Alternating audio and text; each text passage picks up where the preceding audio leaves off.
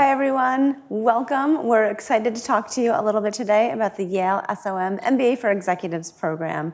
We're coming at you from Evans Hall here in beautiful, sunny New Haven, Connecticut. And we're going to spend our time together today introducing you, those of you that don't know us very well, to the MBA for Executives program here at the Yale School of Management. But hopefully more importantly and excitingly, for those of you that are already considering an application for this year, we're going to be walking you through the application process, including the individual elements of the application, and Maria and I will give you some tips and tricks for formulating and producing a terrific application to be considered for the class of 2021. So thank you again for joining us from wherever you may be, and we look forward to answering your questions. So do be sure to use the chat feature of the platform that you're on to send us some questions that you might have about your individual application, about Yale SOM, or the MBA for Executives programs. My name is Joanne Legler, Director of Admissions for the Yale SOM MBA for Executives. I'm thrilled to be able to talk to you today. And I'm joined by my colleague, Maria. I'll let her introduce herself. Yeah. Hi, everyone. My name is Maria Stutzmany-Marcus, and I serve as the Associate Director for the program. And I'm really glad to be here and to provide some guidance around these applications. So you ready to get started? I'm ready, yeah. So we're going to start with, like I said, a brief introduction to the program. If you're really new or you don't know the program very well, I absolutely suggest that you go back and watch some of our previously recorded webinars that go a bit more in-depth about the program. And again, we can answer some questions, but it would be great for you to go back and watch that webinar as well to fill in some of the blanks that you might not get all the answers to today. I think you're on that webinar, actually. Oh, yeah. Yeah, you'll see Maria again.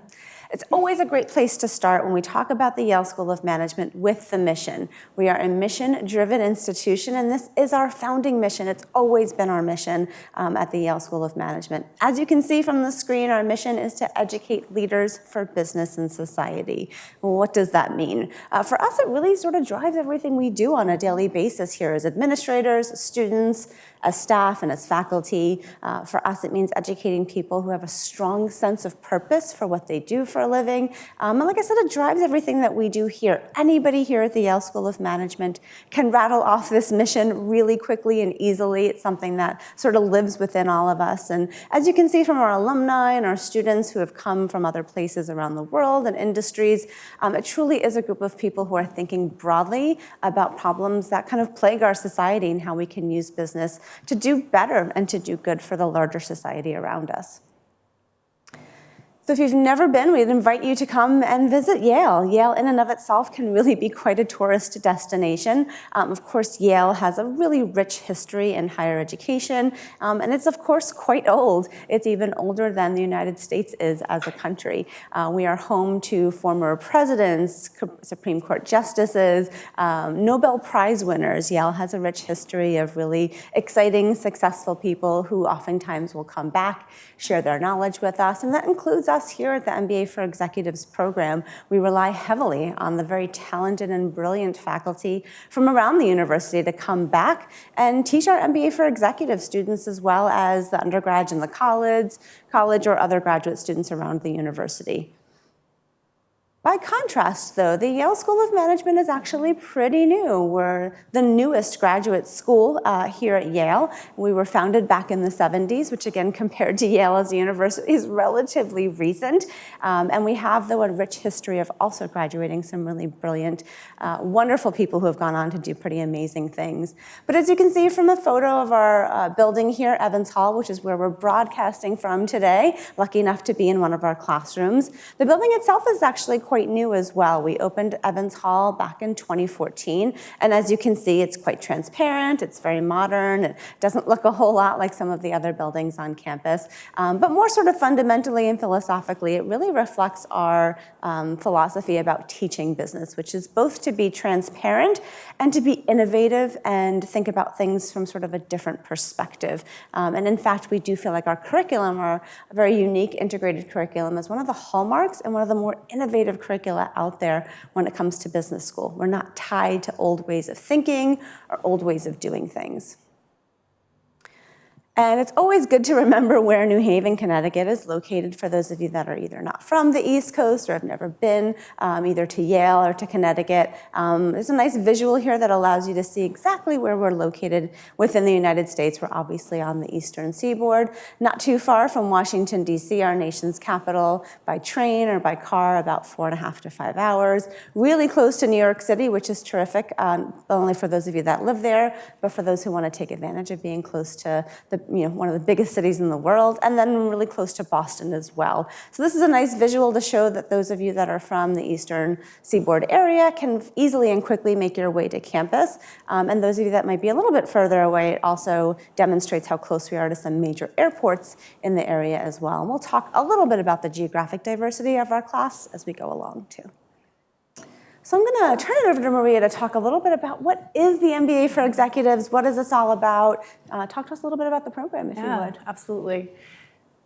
So to kick it off, what we know about professionals who are in senior leadership is that you have a busy and full life, and there are a ton of responsibilities and other commitments that you have outside of your professional commitments. So you might have families, you might have other involvement with your community. And so we have essentially built a format for an MBA that really allows you to do both and all and really grow your capacity in a lot of different ways. So our program itself is 22 months. We meet every other weekend starting in August through May of both years.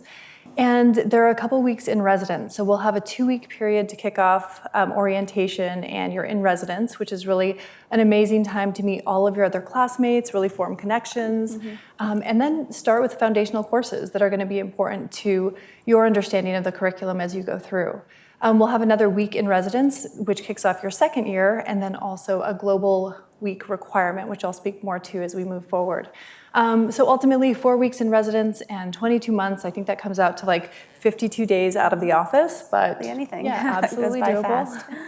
All right, and so this is what a class weekend looks like. You will have 4 different classes. Classes begin at 9 and they end at 5 p.m., 5:30 p.m. on Friday. And we usually have some cross-campus events, which I'll share more about later. And then on Saturday, we start earlier, 8 o'clock, with a quick end at 3, which allows for people who are traveling outside of the Northeast to really make their flights and their schedules, makes it a little bit more accessible. We also have an amazing teammate who puts together these fantastic workshops, which I'm excited to share more about as well. All right, so I'm going to give you the highest level overview of our academics. So what I want you to take away from this slide is really that 75% is going to be the integrated core curriculum that is really, like Joanne said, the hallmark of Yale MBA. And so what that looks like is in your first year, you will dive into the integrated core curriculum. And then in your second year, take some advanced management courses along with self-directed study. And I can explain a little bit more about that as we go. And then the other 25% is going to be this area of focus and colloquium. So throughout your entire, from the beginning of the program to the end, you're going to hear from amazing speakers. So for example, we've had Melody Hobson of Ariel Investment, and who is also a board member of DreamWorks. And I think this year we have Carla Harris coming in, who is associated with Morgan Stanley. So amazing leaders who are also at this nexus of business and society. And so very excited to dive more into this. And again, I would reference some of the other information sessions or our website to learn more about the details of this curriculum. This here is really just an overview of what the 2 years look like. So we kick off with some pre-work, which is before the time you get on campus, we have some expectations that you really brush up on some of your accounting and some of the problem, I think it's stats, a little bit of the stats, and a lot of Excel is from what I hear. So there are a few courses that you'll take online that will be delivered to you so that those are done before July, middle of July. And then we kick off into the in-residence period, which is the week-long orientation to 2 weeks long orientation to management. And then of course, when we start the every other weekend schedule, mid-August, you'll jump into the integrated curriculum. But for now, I think part of what makes us so distinctive, along with the integrated core curriculum, is really these areas of focus. So I always hear from candidates the differences in each of the curriculum structure and how they're well positioned as professionals to move into some of these areas. So I'd love to hear more. So we're going to Yeah. ask Joanne, so what are the areas of focus? Thanks for asking. I'm so glad you did. We have 3 areas of focus. We're going to go through all 3 of them. And I think it's important to understand that, as Maria said, this is a really unique feature of the MBA for Executives curriculum and just our way of doing things here. And gives you an opportunity to dive pretty deeply into something that you're passionate and excited about and that you intend to really make your career from here on out. And so the expectation that you have some knowledge in this space is absolutely critical to the admissions process as well. So we'll name drop a little bit here. Here's a really fun photo of Tim Geithner kind of being a bit casual, despite the fact that he's quite a brilliant leader and talks quite a bit about the financial crisis, the global financial crisis, and interacts with our students on a pretty regular basis. And obviously particularly interested in this are our students in the asset management area of focus. So this is our first one. Asset management has been part of the curriculum, an area of focus for not that long. We'll talk a little bit about where the origins of the area of focus began in a minute, but area of focus for asset management is a bit new to us. Very excited to be headed up by Professor Will Getzman, and he's really focusing quite a bit on investments, and so we have folks in the program from all walks of life in the finance space, but specifically with deep knowledge in areas of finance and specifically with experience in investments, investment management, asset management, bankers, folks in the PE, VC space. So as you can see here, each of our areas of focus will contain 6 classes. These are classes that you will take in your second year with your smaller cohort of students who are in your same area of focus, and this will be true for all 3 of the areas. And it's important, I think, especially in asset management, but in other spaces as well, to really do a deep dive into the curriculum, go on our website, find the descriptions and the syllabi for these areas of focus classes, and say, is this what I want to study? Is this what I want to sort of learn a little bit more about? I think this particular curriculum is positioned to really build on folks' analytical skills and talk about innovation in the asset management and investment management space.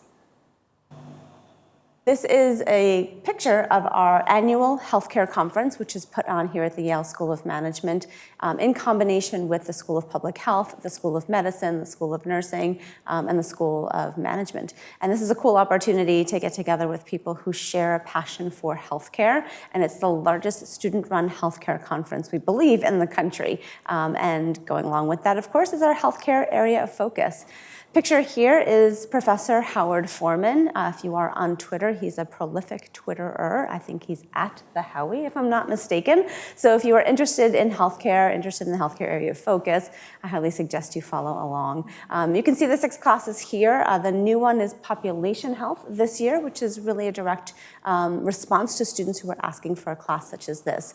So the MBA for Executives started as a healthcare MBA, and Howie was the father of the program, and this program's been around for longer than the other 2 areas of focus. So it's got this rich, deep history of students and alumni having graduated from the program and going on to lead healthcare in spaces like hospitals and HMOs and insurance and practitioners as well, who continue to use their medical knowledge in a way that they are becoming more administrative in nature and combining those 2 things. Howie also oversees the MD MBA program here at the School of Management, along with a number of other programs and boards. We always sort of joke we don't quite know when Dr. Foreman sleeps. And if you're interested in healthcare, he's a great person to get to know. He seems to know everybody. And then finally, there's no better photo almost to start with to talk about the sustainability area of focus than this lovely photo of Kroon Hall, which is just across from the School of Management here on Yale's campus and is the home to the School of Forestry and Environmental Studies. This is a super sustainable space as well as being quite beautiful, and it absolutely marries the interests that students have with wanting to think about things like environmental impact and carbon footprints with how we do business and making sure that we're sort of not destroying the planet along the way. We're really excited to be able to let you know that there is a newer faculty director in place just this year, Professor Todd Court, who teaches here at the School of Management and over at the School of Forestry and Environmental Studies. And he's revamped the second year curriculum a little bit to really dive deeper into areas that we think our students are most interested in for those that select sustainability. So while I think this is probably the most diverse in terms of where people are coming from and what they do, in the years after they graduate graduate from the program. I think what they do have in common is this really deep interest and that they care about issues of sustainability as it relates to things like climate change. So not only keeping your specific organization sustainable throughout the years, but doing so in a way that is responsible back to the planet. So you can expect some really interesting and exciting dialogue and speakers on this in this space as well. And we're really thrilled to have Professor Court come in and bring his extensive knowledge to the program. So this brings us back a little bit to the learning journey, and kind of where we ended was with areas of focus. And the next thing I think is a great hallmark of our program is the self-directed study. Do you want to talk a little bit about that? Absolutely. Yeah, great. So we we'll do global network stuff first. Also a that hallmark. Works too. So the Global Network for Advanced Management was really founded about 6 years ago from our current dean, Ted Snyder. He essentially was thinking, if Yale School of Management is going to lead at the nexus of business and society and really dive into a more global society, how do we create those partnerships and those experiences for our students? And so instead of simply having a required week for students, all of our Yale students head over to another campus or to another business to learn more about their operations or their infrastructure. Really, he decided that we would build partnerships with top business schools throughout the world. And so I think we are up to 30 top business schools to date, and we've included a couple more recently, I think Bocconi in Italy, and I think there's one in Strathmore in Kenya, and Australia. UNSW, right? Yeah, the University of New South Wales in Sydney, Australia. Yeah, so it's been a growing and expansive community that really extends further from the Yale School of Management. And the way our students engage with the global network is in a number of ways, which I'll speak a little bit more into when I talk about the self-directed study. But in terms of the global required week, we have about 10 to 12 schools that also have MBA programs. And so our students are able to select from either one of those classes that are being hosted at this member school. And so we've had students, for example, have gone to Berkeley Haas, which is also domestic, but they were hosting their course on women in leadership, and it was really well attended. Students from all across these 12 schools really, participate. So it's more of a collective kind of environment where people can collaborate. Those who went to Smurfette studied food science and innovations there. I think Hitsubashi in Japan, they were studying the aging society there, so a number of our healthcare students were there. And then also the University of Ghana, I think they were talking about the globalization of services that are public services, which is really, or the corporatization of Like the service industry. The service industry. For healthcare specifically. So really interesting topics, and I think our students really get a lot out of it. We have a couple of students who are now still continuing projects that they've been working on then and maintaining some of those friendships and those colleagues, right? So definitely. Yeah, so that's one of the ways in which you can engage. When we come to the self-directed study, there is really, so what you may have noticed in the curriculum is that it's highly structured, and we need to do that in order to produce a really excellent experience for our students, and we have some places where there's flexibility within that curriculum. The self-directed study is one of those ways. So there are 4 credit hours that you can essentially tailor so that you're able to maximize your own experience here and get the most out of the time that you spend. So for one option you have is there's a founder's practicum. This is through the entrepreneurship department. Kyle Jensen, who is in the top left, really spearheads that alongside with Jen McFadden. So our students basically have to apply to this program, and if they're selected, they can incubate their idea and really help to move that forward through working with mentors and advisors and really, working with our top faculty here, which is great. Another way that you can participate is our program team on the academic affairs side helps to develop electives specifically for our MBA students. So in the top right, you will see a group of our students alongside Professor Helfland, who taught the art of leadership. So it was a really innovative and interesting way to consider topics of leadership. So by looking through art, what can they reflect back in themselves, and how do they speak to it, and what does that mean? So really an interesting, and I think, a different way to think about leadership. This year we have Jeffrey Sonnenfeld, who's teaching corporate governance, which I've had the quick chance to sit in on. And let me tell you, there's so much information. He brings in top leaders within the area to speak to our students. They seem to be enjoying it so far. And then lastly, the picture where it looks like the Brady Bunch. This is called a Small Network online course. This is actually in connection with the Global Network for Advanced Management. So this is another area in which students can engage with our broader global network. So you'll see Deputy Dean David Bach, who is our leader here, and he's teaching a class on, oh my goodness, I think it's globalization. And so in these small network online courses, there's only about 30 students that are allowed, so it really helps to maintain a bit more of the collaborative environment. People can get to know each other as well as really exchange ideas. So you might have somebody who's studying at the Fudan in Shanghai, logging in at a probably insane time for them, and somebody who's at Yale SOM or at IE in Spain, and everybody's just able to connect and really work together on some of these issues.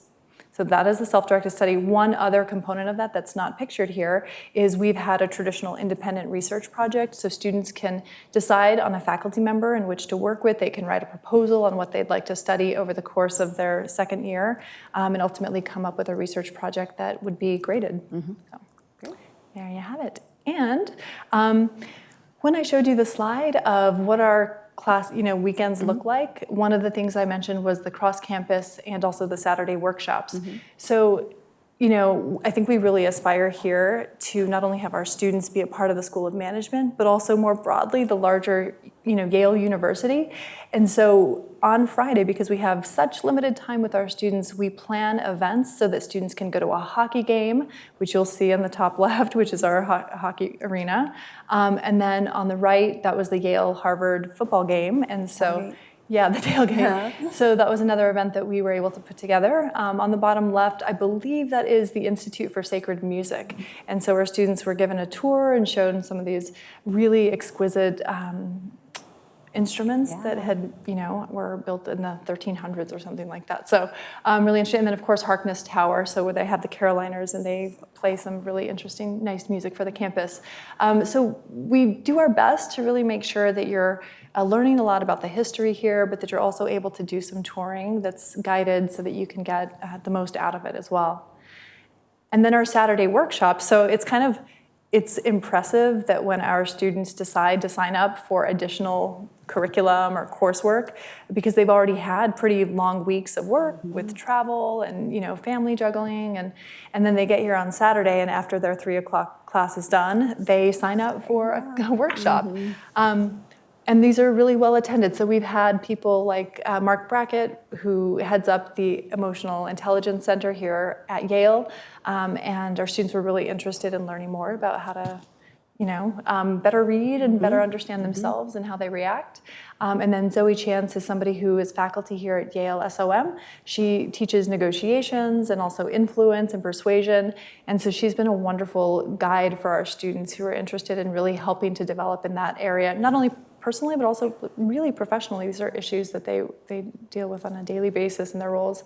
And then we just wrapped up Executive Voice and Presence with Grace Sandarsky. She actually taught more improv as it relates to executive presence.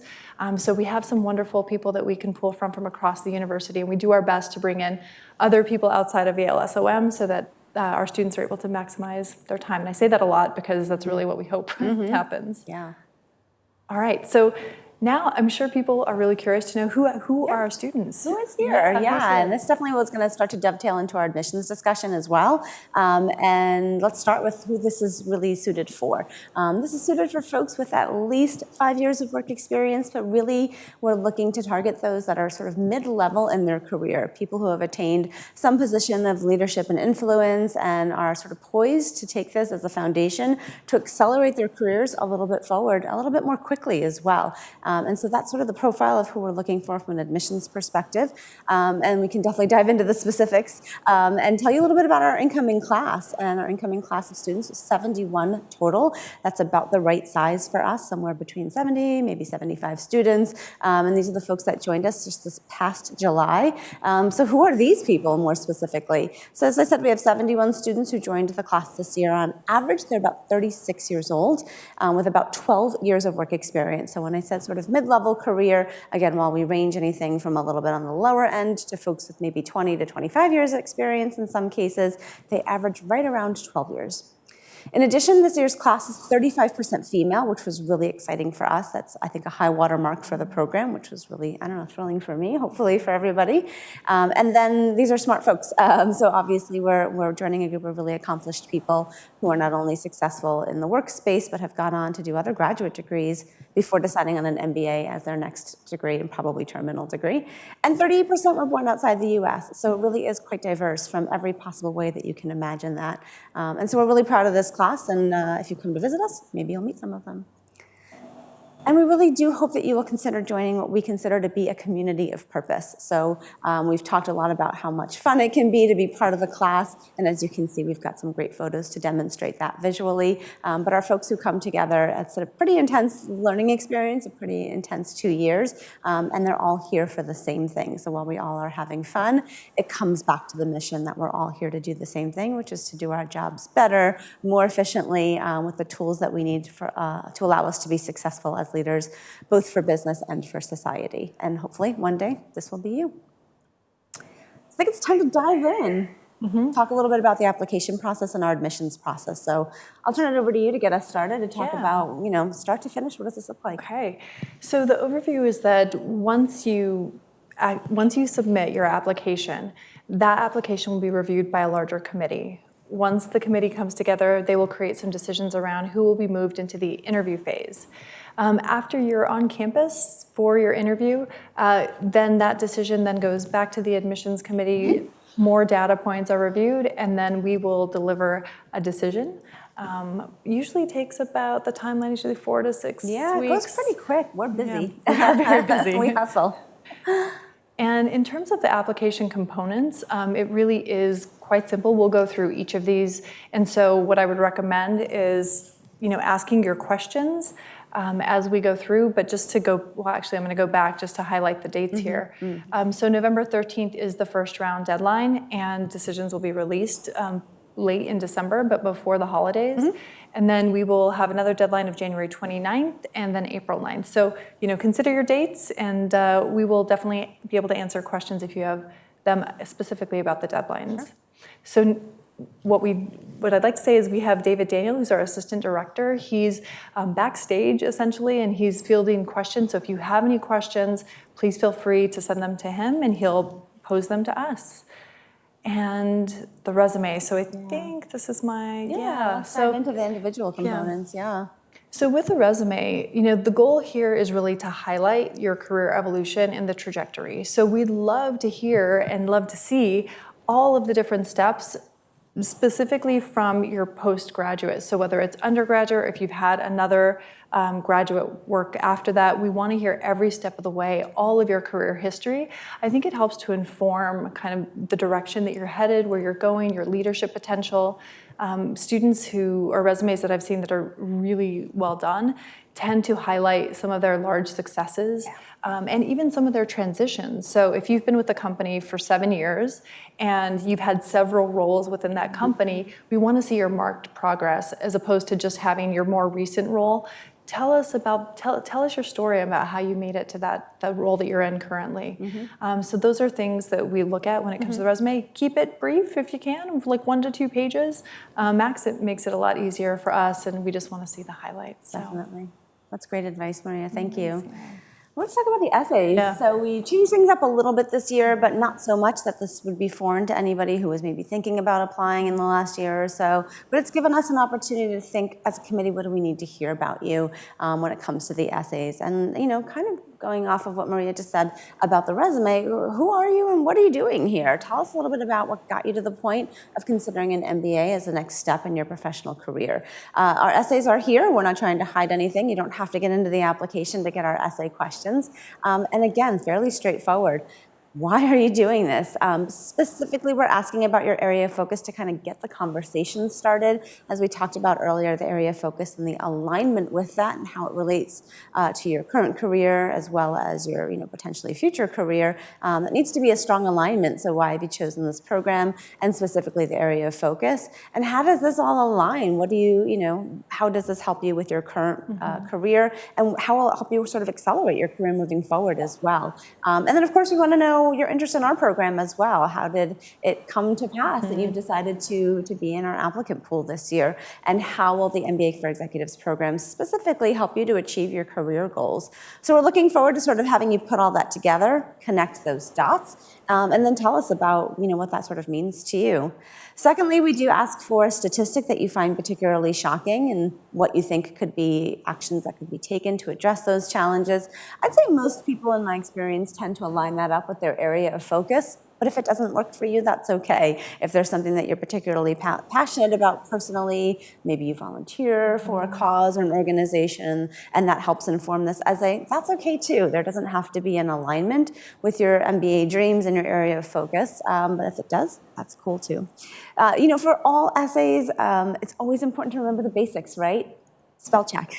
A spell check doesn't catch everything, but make sure that you're going over your essay so that it's the best version of you as a communicator that it can possibly be. Always great to have a friend or a relative or a coworker look at your final product as well, just in case you've missed something. Sometimes your eyes fail to see the smaller details when you've been looking at it over and over again. So that's one piece of advice I'd have, is that we're definitely looking at these essays as an example of how you communicate in written form. So do be sure to put your best foot forward here.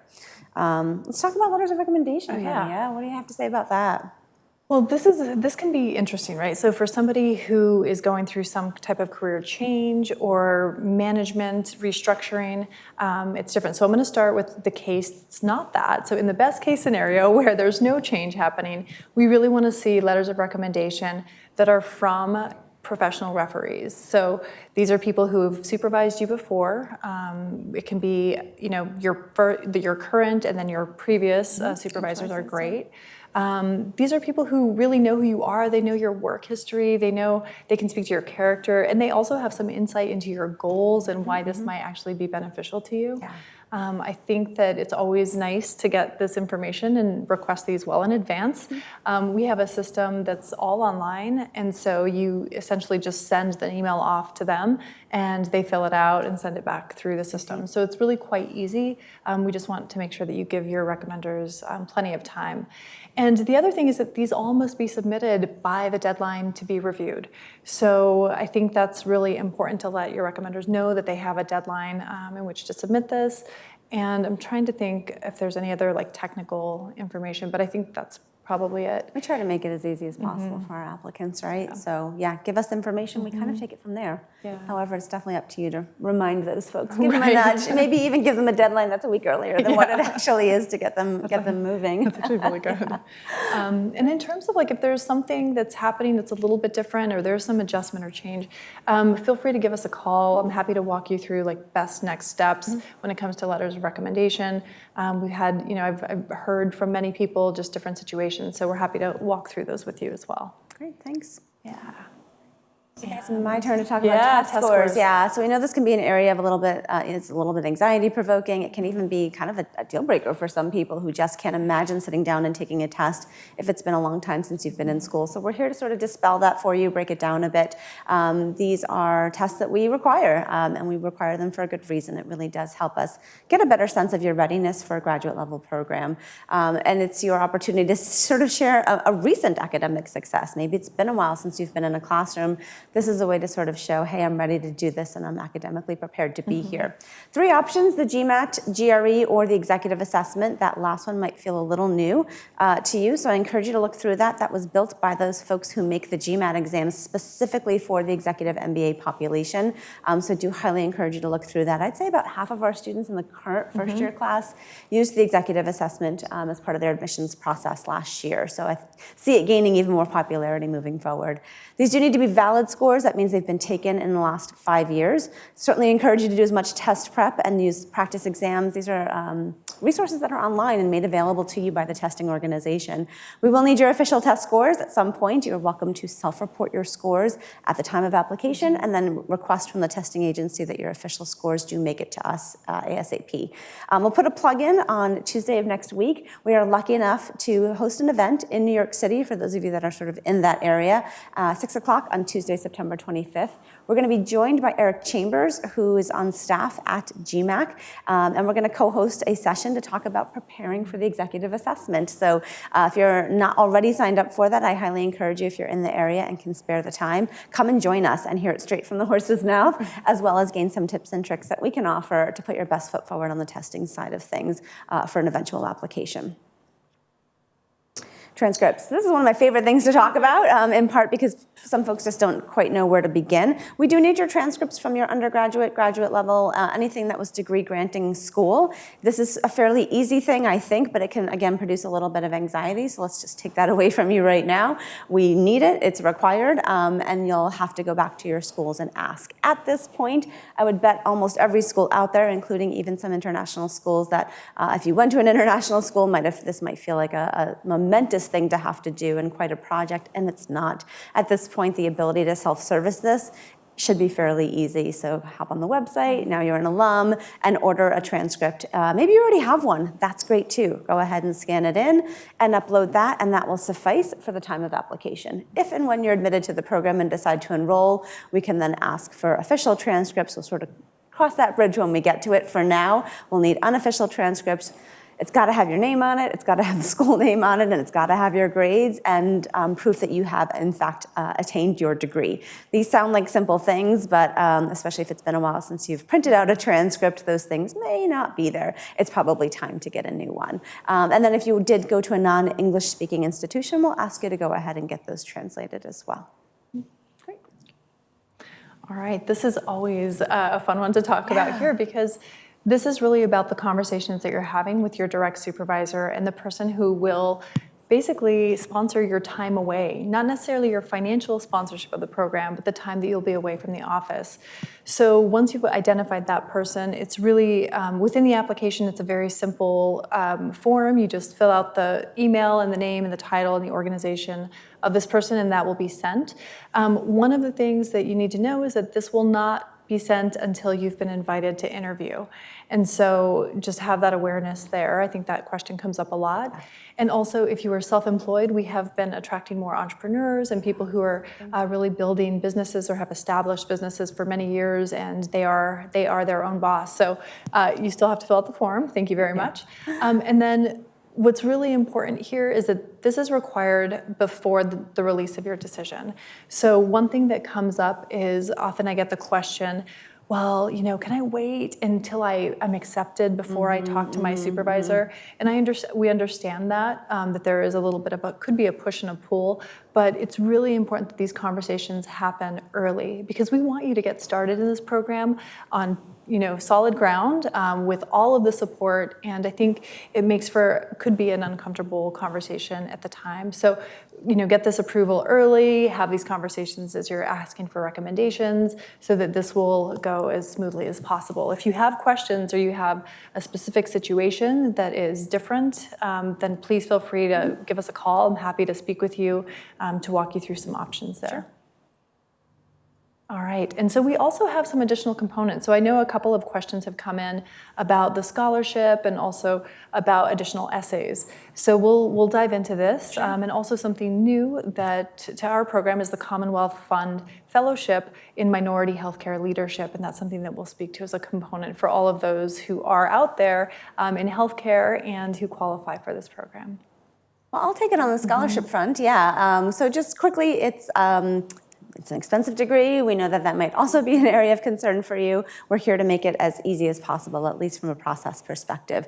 We do have some limited partial scholarships. We'll consider that. And after you've been admitted to the program, if you are admitted to the program, you'll have that information most likely when you get your final admissions decision. It's based in part on your financial need. We'll get that information from the FAFSA form, or if you're an international student, we've got a different form for you to fill out. And there's a way to just indicate that interest and ask to be considered for scholarship in the application. So we'll dive more into this, I think, at a later time. It's really important at this point to know there is some limited scholarship available. It is both need and merit-based. We'll do our best to give you that information at the time you're admitted to the program, and we do have a great financial aid team that'll help you through the process when the time comes to actually thinking about putting this sort of pen to paper and figuring out how you're going to afford this degree. But that is our scholarship process. It's fairly straightforward, and again, we will happily offer more information at the time of admission. Great. So we've had a couple of questions come in about additional essays or ways in which to convey more about yourself. I think the question was, would it be important for the admissions committee to know when, what other things I've done or when I'm, considering my application to be. Yeah. So let's see. So mostly what we've seen come through is when people need to clarify their academic history. So oftentimes people have had maybe a transfer from one school to the next, or they completed in 5 years, or they've started, their college experience after taking a break. Yep. Sometimes people have academic GPAs that are lower than expected, which happens. So this would be a great time to tell us about your overall experience in undergraduate, why you made the choices that you did to attend 2 different colleges, or whatever it is that you think would be helpful for the committee. This has been also used for some of those managerial changes that have happened, and somebody needs to submit 3 letters of recommendation because they've only been working with their current manager for 3 months, but they've worked with somebody for much longer in the past, and so that really helps to provide more insight. Yeah. And if there's any other significant information that we wouldn't know otherwise through the questions that we've asked, I think this is a good time to share more about you in a way that would be helpful. We also do not recommend it just if you feel like sharing just freely because you just want to share more with us because you're so awesome. I mean, we expect that, but also we want to make it sure that it's very succinct and poignant and really helps to round out any part of your application that needs some more information. Yep. Great. Well said. All right, so this is very exciting. So just this year, we've been asked to partner with the Commonwealth Fund for a fellowship in minority healthcare leadership. And so within the application, specifically for those who are in healthcare and who are clinicians, you may feel that you are aligned with the qualifications for this fund. If you have questions about that, certainly reach out to me, send me your CV through the pre-assessment link, and we'll have a conversation about whether or not this makes sense for you to apply. But this is really for experienced practitioners who are committed to really providing care and good patient outcomes for those who are most in need in vulnerable populations, especially those who are in underrepresented communities. So again, this is only open to health practitioners, which is physicians, nurses, physician's assistants, and so reach out to us and we'll certainly let you know. Yeah, we're lucky to have this. But there's so all that to say, there's an essay prompt in there, so if you are going to apply for the fund, please take a look at the essay prompt on the application and fill that out. Yeah. Great. All right, so this is the next step here, is interviews. And it can be a little bit, again, I feel like everything I've said has been nerve-wracking or potentially a little bit scary. We hope that's not the case for our interviews. Interviews are by invitation only. And we'll let you know about that as soon as we can once the application deadline is passed. We've had a chance to review some applications. They are conducted by staff, and we'll invite some of our wonderful volunteer alumni to come in and help us as well. Of course, this is required, and it does have to be, it does take place on campus on a Friday and a Saturday. Toward the end of November for round 1, we'll certainly be in touch with more information if you're selected to interview, but it is required for you to come to campus, and it's really a great way to get to know you a little bit better, but a chance for you to come and spend the day on campus, get to know us better as well. Yeah, absolutely. Sorry, I've been distracted looking at all the questions. We've got some great questions, yeah. So I think we're just about out of time. We'll probably spend maybe another 4 to 5 minutes so we can answer some questions. Yes. I have one final piece of advice around sort of being planful. We can't really emphasize this enough, that it's time to get started if you're thinking about applying for the class of 2021. So my advice is always not underestimating how much time it takes to do things. Nobody wakes up one day and just decides to do an MBA. Take the time that sort of the process requires to go ahead and do that, whether it's asking somebody for a letter of recommendation, prepping your essays, getting those transcripts together. What do you think about that? Is there anything else that you'd add to that? So I think I have 2 pieces. One is following up to yours. Yeah. I think the number one thing that really stops people from moving forward with this process is the test preparation and actually signing up for a test date. I've seen this year after year. And what I'd wish for you is that if you know that you haven't taken your test or you have to schedule a time, is to simply go onto their website, pick a time, look at the study materials, dig in a little bit, spend maybe like 30 minutes to an hour just looking at what's there, figure out when you can take that test, and then start to figure out a plan for that preparation. I think that's the biggest thing. I think with the EA, we have a little bit more flexibility, but that's it. And then my other advice is we want to know who you are. So do the best you can to really share all of your potential and the work that you've done to date in a way that really, gives us the full picture of who you are. Good advice. Do we have time for maybe 2 or 3 questions? Yeah, we have We'll some do really them good quickly, questions. but we really appreciate you taking the time to send us your questions. If we don't get to your question, you're always welcome to email us. You can see on the screen there our email address. You're welcome to contact us at any time. So I think this one is for you, Joanna. All right, I'll take it. It's really about online options for the program. Great. So the student's asking, what is there an online format? Great How does question. that work? Always a great question. And the answer is essentially no. We don't have any online components to the program. This is not an online program. This is an in-person, 22-month, in the classroom, just like we are here today, every other weekend program. Having said that, we do make use of technology, and for the opportunity that you might have to take a day at home, whether it's family-related, emergency-related, weather-related, which sometimes happen, we do make extended use of Zoom technology to offer something called the extended classroom. Students are allowed to essentially do this once every month, and no more than that. So it's really not meant to be an online component. It's meant to put you in the classroom via Zoom technology, where your face will actually be available on display, almost like you're sitting in the classroom right then and there. You can expect to be called on, you can expect to have to meet with your teammates.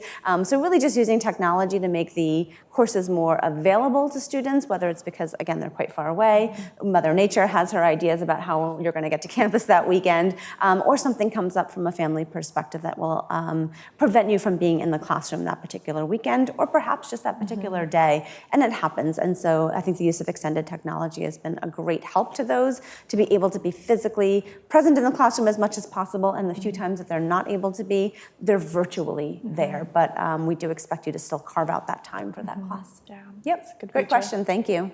So another questions have come in. There's been 2. One about somebody who's worked very hard since they were 11 years old. Do they need to put in all of the information since then? No. So we're really looking at your experience postgraduate. So that's where we want you to start from. It's really interesting to see the level of determination in people who have had much longer work histories, but we start there. Yep. And then the second is somebody who might come in with, as an MD and also has done a ton of research in life sciences. So figuring out, do I add all of the publications and all of the awards and all of the research components to that? I think if you're coming into healthcare, I think it's important to add that. I think we look at the level of meaningful and significant leadership opportunities that you've had throughout your experience as a doctor, and if research is one of them, we would encourage that. Yeah. We have seen 20-page CVs, and I don't think that is necessary. So figuring out what's most important and what will really highlight the work that you've been doing. Yeah, great. Yeah. Okay, I think we might have one more. Sure. So let's see, I saw it in here, excuse me. And again, if we can't answer your questions on the webinar today, we're more than happy to talk to you via email. You might want to do a pre-assessment if that's not something that you've had a chance to do. Or we invite you to campus. We have some upcoming Saturday information sessions. Gives you a chance to sit in our classrooms with our students, have lunch with them, and of course, meet the wonderful admissions staff. Yeah. Last question? Last question. I think it's one that most people ask, and so are there any ranges for the GMAT, GRE, or EA, and kind of how do we think about that? Yeah, we don't really think about it in a way that we're going to be able to be super helpful for you right this second. Take the test and then talk to us about it. I think what I would encourage you not to do is assume that the averages for the full-time MBA program, which is what does get published publicly, oftentimes meets sort of what we're hoping to see in the MBA program. It doesn't mean we have lower standards. It just means that we have fewer students taking the test. We have more students taking more tests. And so putting out an average or a range doesn't typically make sense for us to be able to do, because we're working with such small numbers that it can be a little not representative necessarily. So if you have a question or you've taken the test and you're wondering whether or not you feel like that is an answer that you need before you're able to move forward, we'd much rather have that conversation with you than put out an average or a range for you to shoot for that might not necessarily represent what we're doing here and who's taking those tests and submitting their scores. So prep, do the best that you can, see where you land, and if you have questions, we'd be more than happy to speak specifically to you. And we're not afraid to tell you, yeah, you might want to try again. So don't be afraid to ask. It's not a bad thing. We're pretty nice people, and we're happy to sit and give advice one-to-one as need be. Thank you, Maria. Yeah, thank you. Yeah, well, it was a pleasure to speak to everybody today. I hope that you got something out of this, and we're looking forward to, meeting you in person, I hope, very soon. And if you have any questions, we absolutely encourage you to stay in touch with us. Best of luck to you. Looking forward to seeing your round 1 applications in November. Thank you. Thanks.